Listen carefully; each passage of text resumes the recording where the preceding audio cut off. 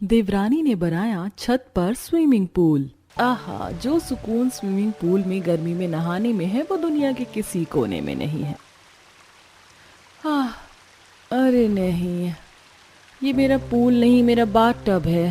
आह, काश कि मेरे मायके की तरह ससुराल में भी एक स्विमिंग पूल होता तो मैं आराम से उसमें तैरती। रीशा ऐसे ही बाथरूम में खुद से बातें करते हुए बाथ टब में अपना वक्त गुजार रही थी। टंकी को उसने खोला हुआ था, जिसकी वजह से बाथ टब में पानी ओवर हो गया और वो बाथरूम में फैल कर बाथरूम से बाहर भी आने लगा। हाँ जी, मैं समझ गई। हे भगवान, ये फर्श फिर से गीला हो रखा है। रीशा, अरे ओ रीशा, अरे टंकी बंद कर, बाहर तक पानी आ रहा है। कर रही हूँ माँ जी। क्या हुआ माँ जी, आज फिर से रीशा ने पानी पानी कर दिया क्या? हाँ, ऐसे और कोई काम रह गया है क्या? जब देखो तब घंटों घंटों को बाथरूम घेर कर बैठ जाती है। अरे ओ रीशा, जल्दी से बाहर आ। सुलेखा के गुस्सा करने पर रीशा बाहर आई और फिर सुलेखा ने उसे खूब डांटा। रीशा और आरती सुलेखा की बहुएं थी। रीशा छोटी बहू थी और आरती बड़ी। मायके से ही रीशा को स्विमिंग पूल में नहाने का बहुत ज्यादा शौक था, लेकिन ससुराल में उसके कोई स्विमिंग पूल नहीं था, जिसकी वजह से वो गर्मियों में अपने बाथ टब में ही बैठकर स्विमिंग पूल का मजा लेती थी। लेकिन सुलेखा को ये बात रीशा की पसंद नहीं थी। आज भी जब रीशा बाथरूम से आई, आ गई तू? अभी भी क्यों आई? बोल देती तो तेरा सारा सामान बाथरूम में ही रखवा देती मैं। बदतमीज कहेंगी, तुझे बस नहाना याद रहता है, कभी घर का कोई काम भी देख लिया कर। माफ कर दीजिए, माफ कर दीजिए माँ जी, मैं क्या करूँ, मेरे पूल में नहाने को दिल करता है तो मैं बाथ टब में टाइम पास कराती हूँ। अभी तक तुझे जो करना था मैंने करने दिया, लेकिन अब नहीं रीशा, बस बहुत हो गई तेरी मनमानी। अब मैं तुझे नहाने से अलग बिल्कुल भी बाथ टब में नहीं जाने दूंगी। आज से तेरा टब को पूल बनाना बंद। सुलेखा की बात को सुनकर रीशा उदास हो गई। उदास होकर रीशा छत पर चली गई, जहां उसकी जेठानी आरती अपने पौधों की देखभाल कर रही थी।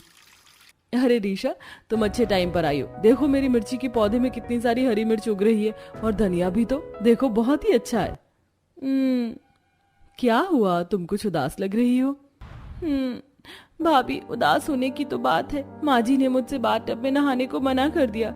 काम से निपटकर पूल का एहसास लेने को मेरे पास टब का ही तो सहारा था, अब वो भी गया। अरे रीशा, तुम भी ना, देखो ससुराल में वो सब नहीं मिलता जो हमारे मायके में होता है, तुम ही बात को समझ लो ना। आरती की बात को सुनकर रीशा उदास सी छत से उतर आई। आरती ने उसे देखा और वो फिर से अपने पौधों में ही लग गई। आरती को फुलवारी और खेती का शौक था। उसने अपनी छत को ही छोटे छोटे गमलों में फसल लगाकर अपना खेत बनाया हुआ था। रीशा जब नीचे आ गई तो उदास होकर अपने कमरे में लेट गई और भाभी को जो पसंद है वो काम करती हैं, माँ जी को जो पसंद है माँ वो करती हैं, बस अगर कोई अपनी पसंद की चीज नहीं कर सकता वो मैं हूँ। मुझे भी एक पूल चाहिए, फुलाने वाला बड़ा पूल अडल्ट के लिए। क्या पूल, वो भी अडल्ट्स के लिए? हे भगवान, वैसे सही बोला था एसआरके ने कि किसी चीज को अगर पूरी शिद्दत से चाहो तो पूरी कायनात तुम्हें उससे मिलाने में लग जाती है, और ढूंढने से तो भगवान भी मिल जाते हैं। तो फिर ये पूल क्या चीज है? मैं अब ये टब ही मंगवाऊंगी और इसी को छत पर रखकर मैं अपना पूल बनाऊंगी। रीशा ने उसी वक्त अपना पूल बुक कर दिया। पूल के आने तक रीशा का एक एक दिन गिन कर बीता और आज उसका पार्सल आ चुका था। अरे ये दबे पाँव क्या लेकर जा रही हो? माँ जी देखिए, मैंने ना आपकी भी शिकायत को खत्म कर दिया। मैंने मंगवाया है हवा भरने वाला पूल। इसमें हवा भरो और कहीं भी रखकर पानी भर दो। माँ जी ये बहुत अच्छा है। तो तू इसे कहाँ रखेगी? इसको मैं रखूंगी छत पर, क्योंकि ये बहुत बड़ा है। रीशा की बात को सुनकर सुलेखा चुप हो गई। रीशा छत पर अपना पूल लेकर गई, जहाँ जाकर उसने उसमें हवा भर दी और फिर पाइप लगाकर उसमें पानी भरा। उसका फुलाने वाला पूल बहुत ही बड़ा था। अरे वाह मेरा पूल, इस पानी में मैं ये बबल मेकर डाल देती हूँ, आज तो दिल भर कर नहाऊंगी। रीशा ने अपने पूल में बुलबुले बनाए और वो कपड़ों के साथ ही अपने पूल में घुस गई। कुछ देर के बाद अपने खेत को देखने आरती आई तो वो इतना बड़ा पूल देखकर चौंक गई। ये क्या, हमारी छत स्विमिंग पूल बन गई? आ जाओ भाभी, इस पूल में बहुत मजा आ रहा है। नहीं नहीं, तुम ही नहाकर मजे करो, मैं तो यहाँ अपनी फसल देखने को आई हूँ। आरती की बात सुनकर ऋषा मुस्कुराने लगी। आज लगभग सारा दिन ऋषा छत पर ही रही। आरती ने भी उसे नीचे आने को नहीं बोला और सारा काम खुद ही निपटा लिया। ऐसे ही अब लगभग 1 हफ्ता बीत चुका था। ऋषा अपना सारा वक्त बस पूल में ही खत्म कर देती थी। वो ना कोई घर का काम देखती थी ना ही कुछ और। ऐसे पूल में बैठने का भी अपना ही मजा है। अरे नहीं, मेरा ये साबुन घोला हुआ पानी इन पौधों पर गिर रहा है, कहीं ये खराब ना हो जाए। एक तरफ ऋषा ऐसे बोल रही थी तो वहीं दूसरी तरफ 1 हफ्ते से मैंने अपने पौधों की देखभाल भी नहीं की। ऊपर ऋषा अपना पूल बिछाए बैठी रहती है, तो मुझे समझ ही नहीं आता कि मैं अपने पौधों का ख्याल कैसे रखूं। आरती ऊपर जाने में कतराती थी क्योंकि उसके समझ में नहीं आता था कि वो अपने पौधों का ख्याल कैसे रखे।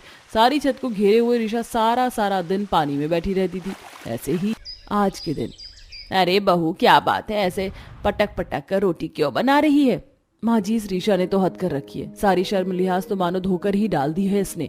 सारा दिन बस ऊपर गुजार देती है। घर में सफाई भी मैं करूं, बर्तन भी मैं ही साफ करूं, खाना भी मैं ही बनाऊं, और उस महारानी को बस खाना खाने से मतलब है। माँ जी, मैं यो इस सब से तंग आ गई हूँ, मैं ऊपर जा रही हूँ। आरती ऐसे ही गुस्सा करते हुए ऊपर चढ़ गई। जहां ऊपर जाते ही उसने देखा कि उसके हरे भरे पौधे रोज रोज साबुन का पानी पड़ने से जल गए थे और उसकी सारी फसल बर्बाद हो चुकी थी।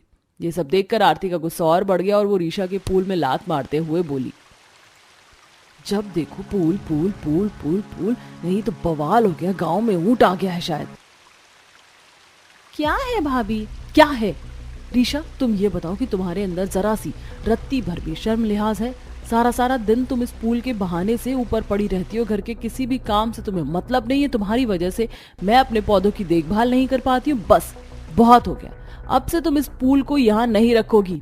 क्यों नहीं रखूंगी? और आप होती कौन है मुझे बताने वाली कि मुझे क्या रखना है और क्या नहीं? भाभी देखिए, मैं आपकी इज्जत करती हूँ और मैं आपसे कोई बदतमीजी नहीं करना चाहती हूँ, इसीलिए आप भी चली जाइए। दोनों देवरानी जेठानी में ऐसे ही बहस होने लगी, जिसका नतीजा ये आया कि सुलेखा आरती को ही पकड़कर नीचे ले गई। आरती को बहुत गुस्सा आ रहा था, लेकिन ऋषा को कुछ भी समझ नहीं आया। आज भी वो सारा दिन ऊपर ही रही और सनसेट के बाद नीचे आई। लगभग 1 महीने तक ऐसे ही सिलसिला चला और अब ऋषा को कुछ स्किन प्रॉब्लम्स ने घेर लिया। कितनी ज्यादा खारिश हो रही है। क्या हो गया? क्यों बंदरों की तरह खुजा रही हो? भूषण, मेरी बहुत खारिश हो रही है और ये लाल लाल के फफोले से भी पड़ रहे हैं, देख रहे हो? मेरी स्किन बहुत दर्द कर रही है। अरे नहीं, ये तो तुम्हारी स्किन पर किसी तरह का इन्फेक्शन हो रहा है शायद।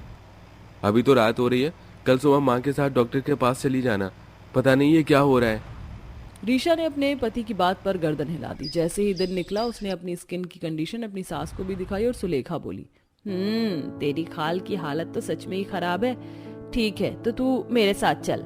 सुलेखा ऋषा को अपने साथ स्किन स्पेशलिस्ट के पास लेकर गई, जहां जाने के बाद पता चला कि ज्यादा पानी में रहने से ऋषा की स्किन का ये हाल हुआ है। जी, ये एक टाइप की एलर्जी होती है जो ज्यादा पानी में रहने की वजह से हो जाती है।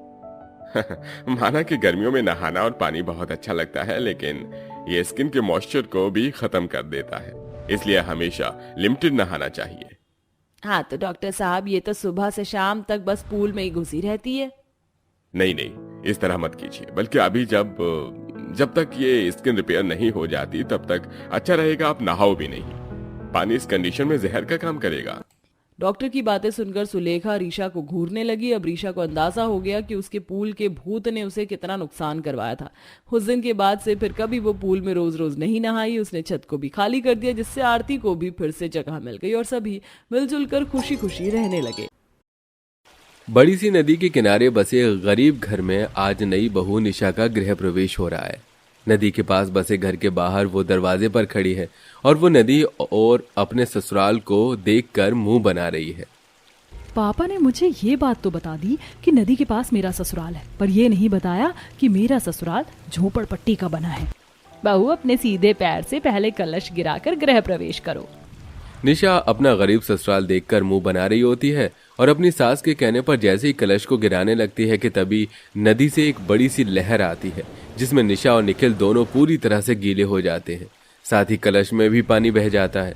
माफ करना बहू, अभी मौसम कुछ दिनों से ठीक नहीं है, इसलिए नदी के पानी का स्तर बढ़ा हुआ है और पानी की लहर की वजह से कई बार पानी घर में भी आ जाता है। मैंने तुम्हारे ससुर को कितनी बार बोला कि घर के बाहर सीढ़ियां निकाल दें ताकि नदी का पानी घर में ना आए, पर ये हैं जो सुनते ही नहीं। अरे भाग्यवान, क्यों नाराज होती हो? शिकायत बाद में कर लेना, पहले बहू का गृह प्रवेश करवाओ। माँ जी जो भी रस्में हैं जल्दी खत्म करो। पूरी तरह से गीली हो गई हूँ मैं, और मुझे इरिटेशन होती है जब मैं गीली रहती हूँ। इतना बोलकर निशा अपने पति के साथ अपना गृह प्रवेश पूरा करती है और जब वो घर में जाती है तो घर में जाती ही उसे बदबू आने लगती है और वो अपनी नाक बंद कर लेती है। यहाँ कितनी बदबू आ रही है, समझ नहीं आ रहा सीलन की बदबू है या किसी और चीज की। और ये जमीन भी गीली है, अब क्या मैं गीले पर बैठूं? निशा तुम इतनी भड़क क्यों रही हो? घर में चारपाई रखी है, तुम उस पर बैठ जाओ। निखिल तू शांत हो जा, बहू अमीर घर से आई है, उसको आदत नहीं होगी ना इन सब की, इसलिए वो थोड़ा चिड़चिड़ी हो रही है। बहू तुम आराम करो। क्योंकि निशा अमीर घर से आई थी इसलिए शांति अपनी बहू की परेशानियों को समझने की कोशिश करती है और इसी तरह कुछ दिन बीत जाते हैं। ऐसे ही एक सुबह निखिल और विनोद सुबह जल्दी उठकर नदी में नाव चलाकर मछलियां पकड़ने जाते हैं। पापा ये देखो मेरी जाल में आज कितनी सारी मछलियां फंसी हैं, आज तो अच्छी कमाई होगी मार्केट में। हाँ सही कहा तूने, जल्दी से किनारे जाकर बाल्टी में सारी मछली अलग करके घर चलते हैं और आज मैं तेरी माँ से कहूंगा कि हमारे लिए थोड़ी मछलियाँ बना दे। विनोद और निखिल मछली लेकर नाव से किनारे जाते हैं और हर एक बाल्टी में एक तरह की मछलियां अलग अलग कर घर जाते हैं और मछली की बदबू से ही निशा को उल्टी होने लगती है और एक बार फिर वो चिड़चिड़ी हो जाती है। अगर मुझे पता होता आप लोग गरीब के साथ घर में इतनी गंदगी रखते हैं और नदी के पास रहकर मेरी ये हालत हो जाएगी तो मैं यहाँ कभी रहने ही नहीं आती, भले ही सारी जिंदगी कुंवारी रहती। निशा हम जानते हैं कि तुम अमीर घर से हो, पर इसका मतलब ये नहीं है कि तुम कुछ भी कहो। हमने जबरदस्ती नहीं की थी। और भाभी पूरा गांव जानता है कि आप कितनी घमंडी हैं। आपकी कहीं शादी नहीं हो रही थी क्योंकि आपको लोगों में कमियां निकालने की आदत है, इसलिए मजबूरन आपको मेरे भैया से शादी करनी पड़ी। अरे बस कर काजल, तुझे कितनी बार मैंने बोला है अपनों से बड़ों से तमीज से बात करते हैं। एक बार फिर शांति बात को संभाल लेती है और निशा मुंह बनाकर बैठ जाती है। समय यूं ही गुजरता है और एक दिन निशा के मायके से बुलावा आता है। निशा तुम तो जानती हो ना कि यहाँ कोई रोड नहीं है, हमें नदी पार करके ही तुम्हारे मायके जाना होगा, इसलिए तुम थोड़ी जल्दी से तैयार हो जाओ। हाँ बस 10 मिनट दो, वैसे भी मायके जाऊंगी तो कम से कम इस झोपड़पट्टी से तो कुछ दिन दूर रहने को मिलेगा। अब तो गर्मी भी लग रही है खड़े खड़े। इतना बोलकर निशा तैयार होती है और निशा निखिल के साथ नदी किनारे जाती है जहां वो दोनों नाव के आने का इंतजार करते हैं। और कितना टाइम लगेगा इस नाव वाले को आने में? निशा वो नाव ट्रेन बस गाड़ी नहीं है जो 5 मिनट में आ जाएगी। देखो आ रहा है नाव वाला, 10 मिनट और रुक जाओ। एक तो वैसे भी मौसम इतना खराब है, ऊपर से इस नाव वाले को भी इतना टाइम लग रहा है। तेज हवा और आंधी चल रही थी जिस वजह से निशा का गुस्सा बढ़ता ही जा रहा था। कुछ ही देर में नाव वाला आता है और निशा निखिल के साथ नाव में बैठ जाती है। जैसे ही नाव चलती है तेज आंधी तूफान चलने की वजह से पानी में लहरें उठती हैं जिस वजह से उसकी नाव हिलने लगती है और निशा डर जाती है। पता नहीं कहाँ आकर फंस गई, यहाँ रहना खतरे से खाली नहीं लगता। चिंता मत करो, तुम्हें कुछ नहीं होगा।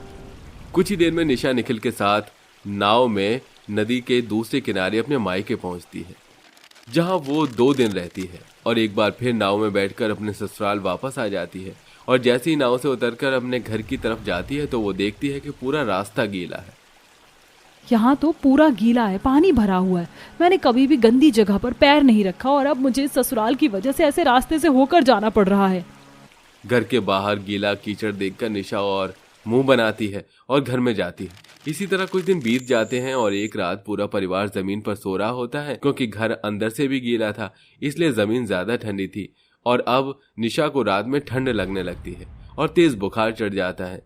काजल अपनी भाभी के बगल में सो रही थी। वो जैसे ही करवट लेती है उसका हाथ निशा के ऊपर जाता है और काजल की आंखें खुल जाती हैं। माँ उठो, भाभी की तबीयत खराब है, भाभी बुखार से तड़प रही हैं, देखो वो कैसे कांप रही हैं। बहू क्या हुआ तुझे? तेरी तबीयत खराब थी तो तूने हमें बताया क्यों नहीं? क्या बताती माँ जी, आप लोगों को यहाँ सब कुछ कितना दूर है। मुझे लगा मैं ठीक हो जाऊंगी पर मेरा बुखार तो बढ़ गया। बहू तुम फिक्र मत करो, कुछ नहीं होगा। निखिल तू अभी बहू को डॉक्टर के पास ले जा, मैं नाव वाले को बुला कर लाता हूँ। विनोद जल्दी से बाहर जाता है और नाव वाले को बुलाता है। निखिल चादर लेकर निशा को उड़ा देता है और नाव में बैठकर दवाई लेने जाता है। कुछ देर में निशा दवाई लेकर नाव से ही घर वापस आती है और इस बार उसे रात का नजारा काफी अच्छा लगता है। कितना अच्छा नजारा, अब तो बुखार भी कम लग रहा है मुझे। आज से पहले मुझे ये नींद इतनी अच्छी नहीं लगी। चलो तुम्हें कुछ तो लगा। अच्छा सुबह जल्दी उठकर देखना, जब मैं और पापा मछली पकड़ने के लिए नदी में आते हैं उस समय का नजारा तुम्हें और भी अच्छा लगेगा। निशा और निखिल घर पहुंचते हैं। घर जाकर निशा दवाई खाकर आराम करती है। इसी तरह 2 दिन बीत जाते हैं और विनोद अपनी बहू की तबीयत खराब देख घर के बाहर 3 सीढ़ियां बनवा लेता है, जिसमें नदी का पानी अब घर में नहीं आता। और क्योंकि अब घर सूखा रहता है, इसलिए गर्मी और धूप की वजह से घर गर्म हो जाता है। कितनी गर्मी लग रही है। 2 दिन से पहले तो इतनी गर्मी नहीं लगती थी और ये जमीन ठंडी से गर्म कैसे हो गई? मुझसे तो बैठा ही नहीं जा रहा। इससे तो अच्छा पहले था, नदी का पानी घर में आता था तो जमीन तो ठंडी रहती थी और ना ही इतनी गर्मी लगती थी। भाभी ये आप कह रही हो जिसे गीलेपन से प्रॉब्लम थी? हाँ, मैं कह रही हूँ, क्योंकि अब मुझे आदत हो चुकी है और मुझे ये गर्म जमीन पसंद नहीं आ रही। कुछ करो ताकि मैं गर्मी बर्दाश्त कर सकूं। अपनी भाभी के कहने पर काजल बाहर से थोड़ा सा मिट्टी और पानी लेकर आती है और पूरा घर लीप लेती है, जिससे जमीन फिर से ठंडी हो जाती है। समय यूं ही गुजरता है और धीरे धीरे निशा का बर्ताव बदलने लगता है। और ऐसे ही एक सुबह, निखिल, तुमने कहा था कि मैं कभी सुबह जल्दी उठकर देखूं नदी का नज़ारा और मौसम। आज मैं जल्दी उठ गई और पिछले कुछ दिनों से बहुत गर्मी है, इसलिए क्या मैं भी तुम्हारे और पापा के साथ फिश पकड़ने चलूं? हाँ हाँ बहू, क्यों नहीं, पर नदी किनारे काफी मछुआरे आते हैं। तुम्हें मछलियों की बदबू आएगी और जमीन भी गीला होगा। कोई बात नहीं पापा जी। निशा का बदला रूप देखकर पूरा परिवार दंग रह जाता है।